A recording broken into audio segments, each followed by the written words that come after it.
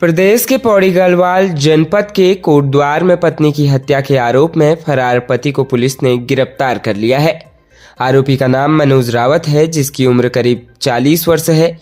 मनोज ने अपनी पत्नी की हत्या के बाद खुद को भी मारने का प्रयास किया। पुलिस ने मामले का खुलासा करते हुए बताया कि 20 फरवरी 2025 को उन्हें सूचना मिली थी कि जल निगम KMVN स्कूल के पास निवासी मनोज रावत ने अपनी पत्नी शशि देवी की गला घोंटकर जान ली थी।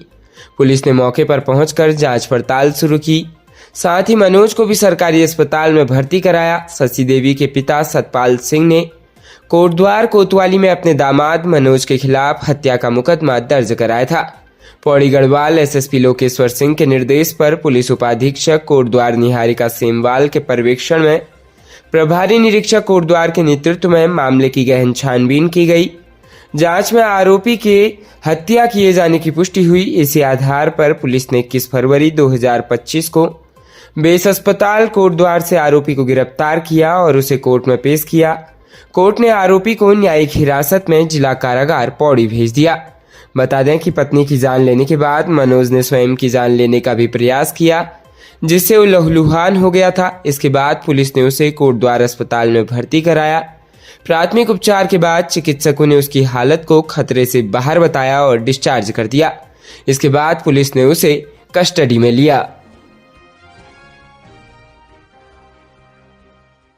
प्रदेश में नशा तस्करी के मामले लगातार सामने आ रहे हैं। ताजा मामला रुद्रप्रयाग से सामने आया है, जहां पुलिस ने चेकिंग के दौरान स्मैक के साथ चंडीगढ़ के 2 युवकों को गिरफ्तार किया।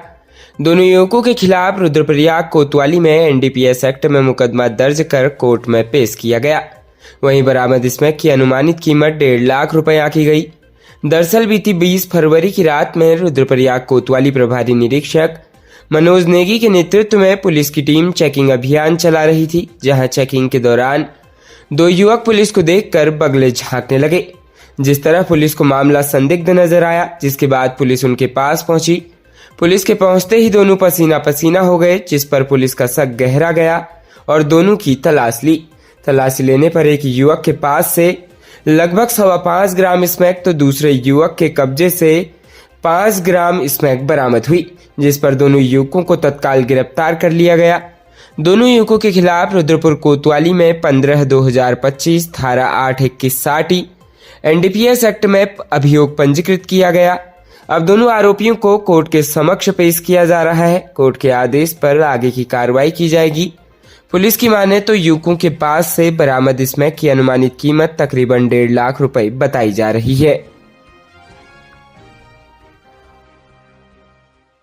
उत्तराखंड विधानसभा में आज संशोधित सख्त भू कानून पारित कर दिया है, जिसके बाद तमाम तरह की प्रतिक्रियाएं सामने आ रही है। मामले में मूल निवास भू कानून समन्वय संघर्ष समिति ने भी अपना पक्ष रखा।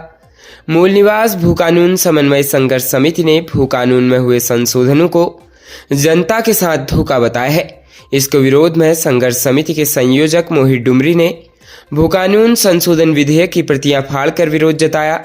मूल निवास भू कानून समन्वय संघर्ष समिति संयोजक मोहित डुमरी ने कहा, भू कानून के संशोधित विधेयक में सरकार ने शहरी क्षेत्रों को इस कानून के दायरे से बाहर रखा है, इसलिए सबसे ज्यादा कीमत पर बिकने वाली जमीनें नगरीय क्षेत्रों में है। यहाँ जमीन खरीदने पर कोई पाबंदी नहीं लगाई गई। मोहित डुमरी ने कहा, देहरादून समेत राज्य भर के ऐसे कई जनपद हैं जहाँ कोई भी बाहरी व्यक्ति बेतहाशा जमीन खरीद सकता है। इतना ही नहीं, केदारनाथ, बद्रीनाथ और गंगोत्री घाट नगर पंचायत क्षेत्र में भी जमीन खरीदने की छूट दी गई है। यह कानून सिर्फ ग्रामीण क्षेत्रों के लिए है। इसके तहत बाहरी व्यक्ति 250 मीटर जमीन खरीद सकता है। वहीं मूल निवास भू कानून समन्वय संघर्ष समिति ने कहा, सरकार की मंशा उत्तराखंड की डेमोग्राफी को बदलना है, जिससे पर्वतीय राज्य उत्तराखंड की अस्मिता को खत्म किया जा सके।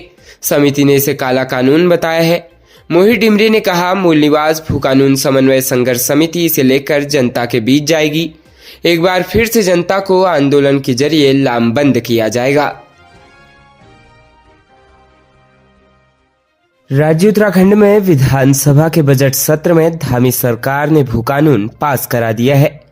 उत्तराखंड एवं उत्तर प्रदेश जमींदारी विनाश एवं भूमि व्यवस्था संशोधन विधेयक 2025 को सदन में पेश करने के महज 30 मिनट के बाद ही बिना विस्तृत चर्चा के विधेयक पास हो गया। जैसे ही स्पीकर ने विधेयक पारित करने की घोषणा की, सत्ता पक्ष के सदस्यों ने मेज थपथपा कर इसका स्वागत किया। हैरानी की बात यह रही कि विपक्षी कांग्रेस के सदस्यों ने विधेयक पर गहन चर्चा की मांग तक नहीं की। औपचारिकता के लिए बिल को प्रवर समिति को भेजने का प्रस्ताव दिया, लेकिन संख्या बल के लिहाज से प्रस्ताव खारिज हो गया। इस तरह धामी सरकार भू कानून को पास कराने में सफल रही। इस दौरान सीएम धामी ने सदन में उत्तराखंड भू कानून को लेकर उत्तर प्रदेश जमींदारी विधेयक 2025 सदन के पटल पर रखा और कानून में किए गए संशोधनों के बारे में जानकारी दी। सीएम ने कहा कि उनकी सरकार ने ऐतिहासिक निर्णय लिए हैं। लोगों की जनभावनाओं के अनुरूप उत्तराखंड के संसाधनों को भूमाफिया से बचाने के लिए कोशिशें की जा रही है। मुख्यमंत्री ने कहा, उत्तराखंड में पहाड़ी इलाकों के साथ ही मैदानी इलाके भी हैं, जिनकी भौगोलिक परिस्थितियां अलग अलग है। इसके साथ ही इन्वेस्टर्स को भी ध्यान में रखा जा रहा है। इन सभी मुद्दों को समाहित करते हुए सरकार ने भू कानून सुधार की नींव रखी है।